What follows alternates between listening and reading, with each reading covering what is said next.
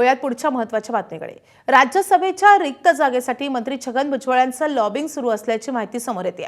स्वतः राज्यसभेवर जाण्यासाठी इच्छुक असताना आता छगन भुजबळ राज्यात मात्र समीर भुजबळ यांना मंत्रिमंडळात घेण्याचा आग्रह करत असल्याची माहिती विश्वसनीय सूत्रांनी दिली आहे। एकीकडे राज्यात खासदार सुनील तटकरे खासदार असताना त्यांच्या मुलीला राज्यात कॅबिनेट मंत्री करण्यात आले। राज्यात उपमुख्यमंत्री सुनेत्रा पवार असताना त्यांचा मुलगा पार्थ पवार दिल्लीत खासदार आहेत। मग इतरांच्या बाबतीत हे सूत्र लागू आहे तर ते सूत्र आपल्या बाबतीत का लागू केलं जात नाही असा सवाल भुजबळ समर्थकांनी उपस्थित केल्याचं समजतंय।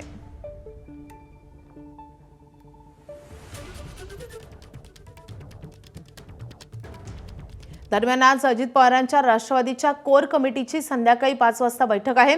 उपमुख्यमंत्री सुनेत्रा पवारांच्या उपस्थितीत ही बैठक होतीये। या बैठकीत प्रफुल्ल पटेल, सुनील तटकरे, दिलीप वळसे पाटील, धनंजय मुंडे यांच्या उपस्थितीमध्ये बैठक होईल। 2 दिवसांपूर्वी झालेल्या बैठकीत तटकरे आणि भुजबळ यांच्यामध्ये जोरदार खडाजंगी झाल्याची माहिती मिळते। प्रफुल्ल पटेल आपल्याला टार्गेट केलं जात आहे आणि पक्षातून कुणीही बाजूने बोलत नाही अशी खंत तटकरेंनी व्यक्त केली होती। मात्र हा मुद्दा बैठकीत काढण्याची गरज नाही असं भुजबळ म्हणाल्याची माहिती मिळते। त्यामुळे ही बैठक वादळी ठरलेली होती। आज होणाऱ्या बैठकीत भुजबळ राज्यसभेच्या जागेवरून आग्रही असल्यानं आजही बैठक वादळी ठरते का हे पाहणं महत्त्वाचं असेल।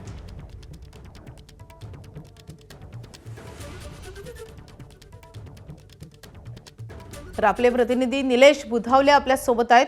निलेश, मागची बैठक ही खूप चर्चेची ठरलेली होती किंवा अतिशय वादळी ठरलेली होती। आजच्या बैठकीतही तशीच वादळी चर्चा होण्याची शक्यता आहे का?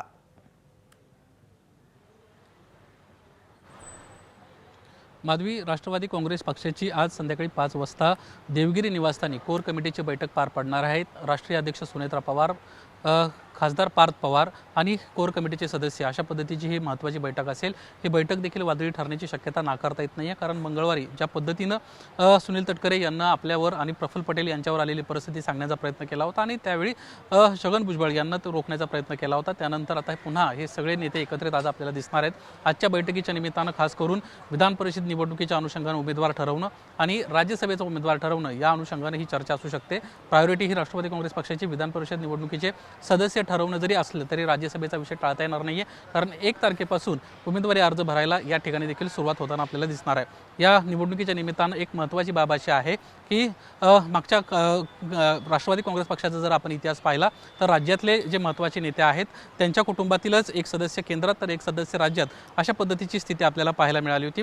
उदाहरणच घ्यायचं झालं तर दिवंगत उपमुख्यमंत्री अजित पवार ज्यावेळेस उपमुख्यमंत्री होते त्यावेळेस त्यांची पत्नी खासदार होत्या सुनेत्रा पवार। आता सुनेत्रा पवार राष्ट्रीय अध्यक्ष आहेत तर त्यांचे चिरंजीव पार्थ पवार हे राज्यामध्ये केंद्रामध्ये खासदार आहेत। अशाच पद्धतीनं सुनील तटकरे यांच्या बाबतीत देखील आहेत, ते स्वतः खासदार आहेत। त्यांची कन्या आदिती तटकरे ही राज्यात कॅबिनेट मिनिस्टर आहे। त्यामुळं इतरांच्या बाबतीत ज्या पद्धतीनं न्याय लावला जातो तो आपल्या बाबतीत का नाही अशा पद्धतीनंच राष्ट्रवादी छगन भुजबळ समर्थकांना प्रश्न उपस्थित केलेले आहेत आणि आगामी येणाऱ्या ह्या राज्यसभा निवडणुकीमध्ये छगन भुजबळांना केंद्रात पाठवलं तर राज्यामध्ये त्यांचे पुतणे समीर भुजबळ यांना घेतलं गेलं पाहिजे। त्यांचा मंत्रिमंडळामध्ये कुठेतरी वर्णी लागली पाहिजे अशा पद्धतीची स्पष्टपणे भूमिका त्यांच्या समर्थकांच्या वतीने व्यक्त करण्यात येते। त्यामुळे आजची बैठक जी आहे ती देखील वादळी ठरण्याची शक्यता नाकारता येत नाही।